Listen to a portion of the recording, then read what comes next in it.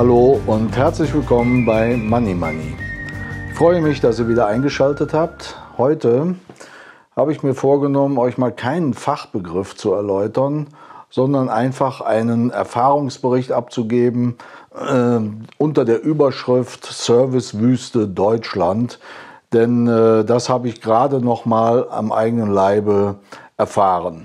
Und zwar anlässlich einer Fahrt nach Oberbayern. Von meinem Wohnort aus nach Oberbayern sind es ungefähr 8 Autostunden.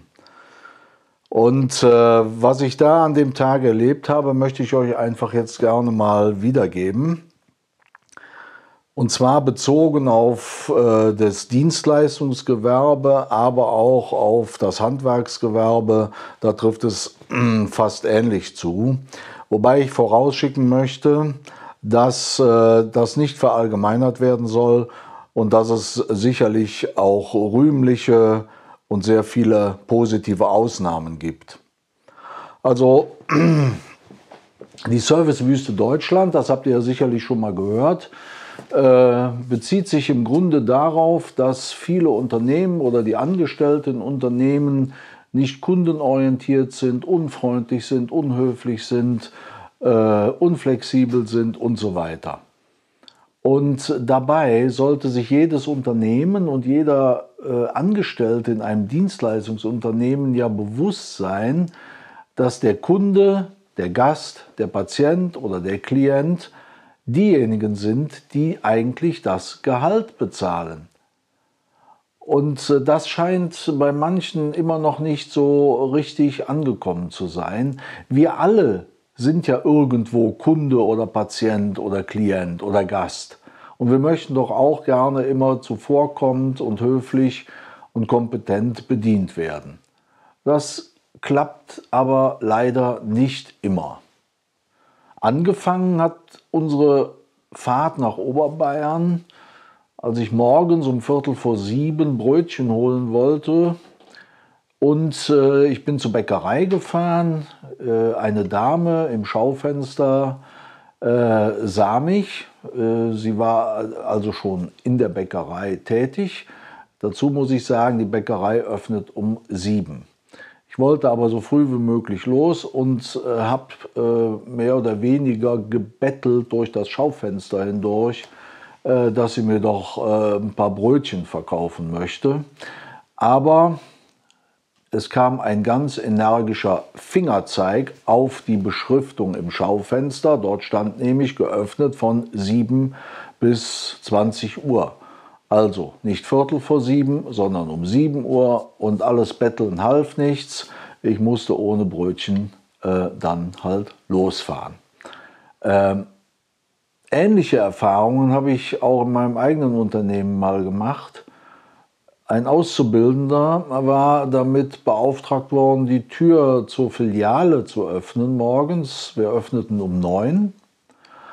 Wenige Minuten vor 9 stand eine ältere Dame bereits vor der Tür und bat um Einlass. Sie hatte es wohl offensichtlich eilig. Was machte dann dieser Auszubildende? Der machte dann diese Handbewegung. Was wohl so viel heißen sollte: Hör mal, liebe ältere Dame, kennst du die Uhr nicht? Vor 9 Uhr machen wir hier nicht auf. Also das fand ich damals schon äußerst arrogant und es wurde auch entsprechend dann von mir gewürdigt, in Anführungszeichen.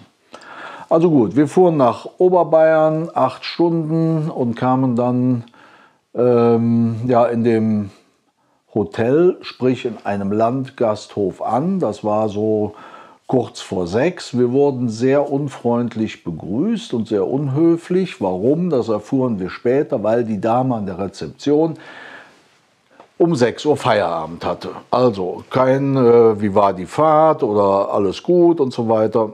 Ganz unfreundlich, kühl mussten wir dann den Zettel ausfüllen. Dann habe ich dann in meiner lockeren Art mal gefragt, gibt es denn hier auch Schweinebraten zu essen? Da wurde ich aber vielleicht angeguckt und dann sagte die Dame, nein, wir sind ein Hotel und haben nur Hotelküche und keine bayerische Küche. Aha, wusste ich das also auch. Okay, wir gingen dann, ach so, und Abendessen, kann man hier im Hotel auch Abendessen? Nein, Sie nicht mehr, weil Sie haben ja nicht reserviert. Okay, hätte man es vorher gewusst, hätte man auch reserviert, aber da es ja eh keine bayerische Küche war, war uns das dann eben auch egal. Die Art und Weise fanden wir schon etwas befremdlich. So, wir sind dann aufs Zimmer und im Zimmer stellten wir fest, es war keine Seife da. Also noch mal kurz angerufen.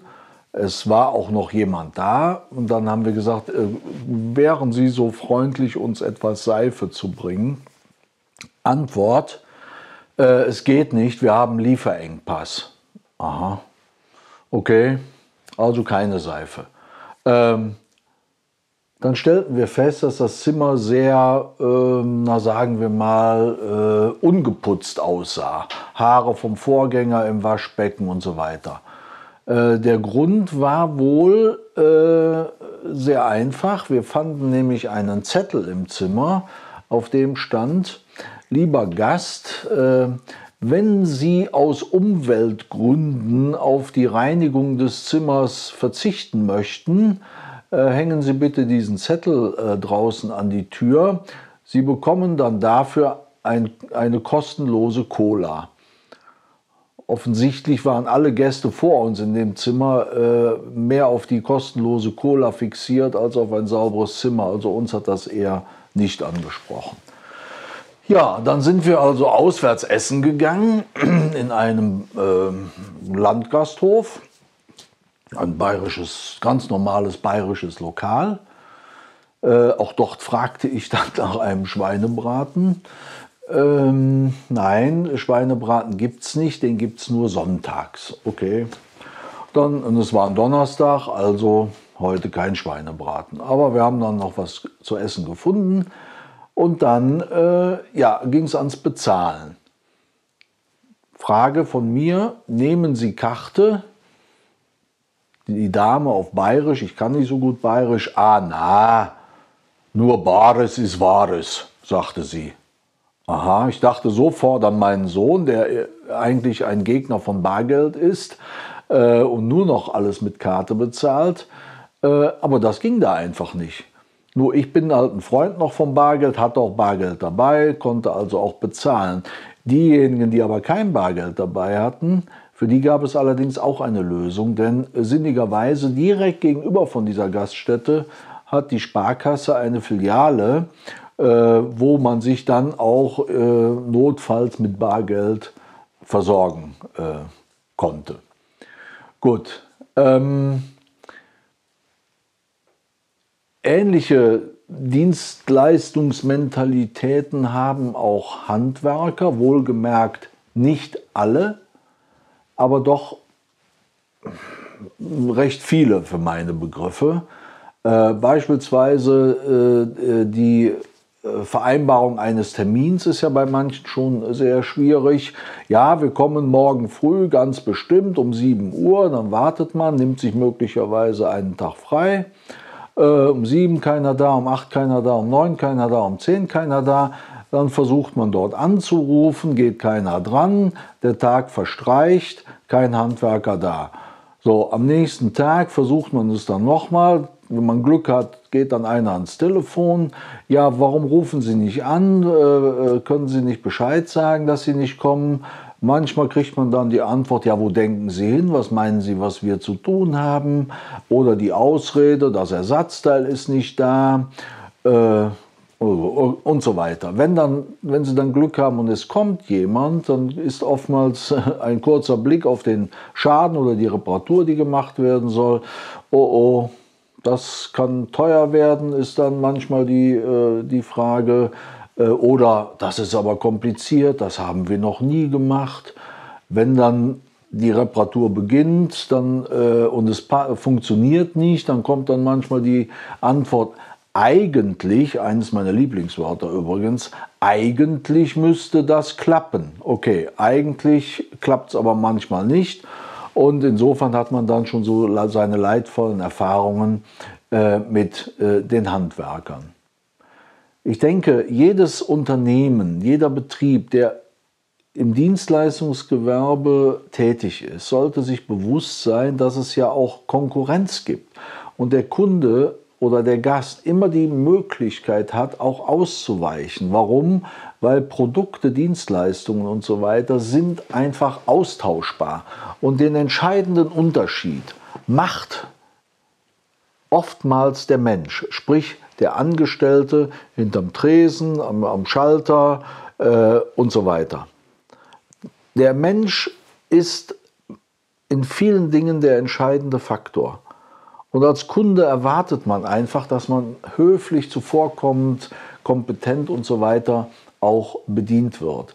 Und dann geht man immer wieder gerne dahin. Wenn einer unfreundlich ist oder unhöflich ist, dann heißt es in der Regel nicht, Fräulein Müller ist unfreundlich, sondern die Bank sowieso ist unfreundlich oder der Betrieb sowieso ist inkompetent, da gehe ich nicht mehr hin. Es wird also sofort auf den gesamten Betrieb übertragen und dessen sollten sich auch die Mitarbeiter bewusst sein, dass eben der Kunde das Gehalt bezahlt und der Kunde eben nicht lästig ist und der Kunde nicht stört.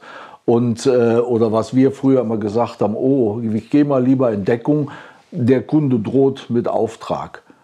Nein, der Kunde ist derjenige, der das Gehalt bezahlt. Der Kunde ist König.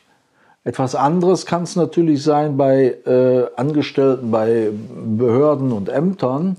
Auch das möchte ich nicht verallgemeinern. Auch da gibt es sehr freundliches Personal teilweise, aber teilweise eben auch nicht. Und da ist es letzten Endes auch egal, ob der Mitarbeiter freundlich ist oder unhöflich ist. Warum? Ja, man hat ja gar keine andere Chance. Beispielsweise benötigt ihr einen neuen Personalausweis. Wo wollt ihr denn hingehen? Es gibt eben keine Konkurrenz. Es ist die einzige Chance, den Personalausweis zu kriegen, ist beim Bürgerbüro der jeweiligen Gemeinde. Und da müsst ihr hin. Ob freundlich, unfreundlich, kompetent, inkompetent, vollkommen egal. Da müsst ihr dann eben hin, um dieses Geschäft oder diesen Ausweis abzuholen. Das ist natürlich in Deutschland noch ziemlich ausgeprägt, diese Mentalität, ja, der Kunde stört. Also neulich war ich in einem Kaufhaus in Köln, habe einen Artikel gekauft für 10 €. Ich ging zur Kasse, hatte schon meine Karte in der Hand. Und jetzt kommt eine Originalkonversation. Die Dame an der Kasse guckte kurz auf, Karte, ja, zeigte auf das Gerät, PIN, jawohl, PIN eingegeben, dann Tüte, nein, fertig. Also eine Verkaufsabwicklung mit 3 Worten. Super, fühlte man sich richtig gut aufgehoben und da geht man immer wieder gerne hin. Wenn ihr mal eine gute Dienstleistungsmentalität und Servicementalität erleben wollt, dann besucht einfach mal, wenn ihr die Chance habt, das Hotel Ritz-Carlton, eines der Hotels aus der Ritz-Carlton-Gruppe. Nicht, dass es falsch rüberkommt, ich bekomme dafür kein Geld, also von Ritz-Carlton, aber das ist ein Erleben aus eigener Erfahrung. Dort wird Servicementalität ganz, ganz groß geschrieben, vom Hausmeister bis zum Portier, bis zum Empfangschef, alle gleichermaßen freundlich und hilfsbereit. Dort wird also Servicequalität ganz, ganz groß geschrieben und ich kann es euch nur mal empfehlen, einfach mal hinzugehen, um das zu erleben und ihr werdet mit einem ganz angenehmen Gefühl da wieder rausgehen. Ja, das wollte ich euch einfach mal erzählen jetzt, was ich so kürzlich erlebt habe auf meiner Fahrt nach Oberbayern. Servicewüste Deutschland, nach wie vor ein Thema. Ich freue mich auf euer Feedback, auch über eure Anregungen, über eure eigenen Erfahrungen. Und wenn euch das gefallen hat, freue ich mich über jeden Daumen nach oben. Und wenn ihr weitere Videos von mir nicht verpassen wollt, lasst mir auch gerne ein Abo da.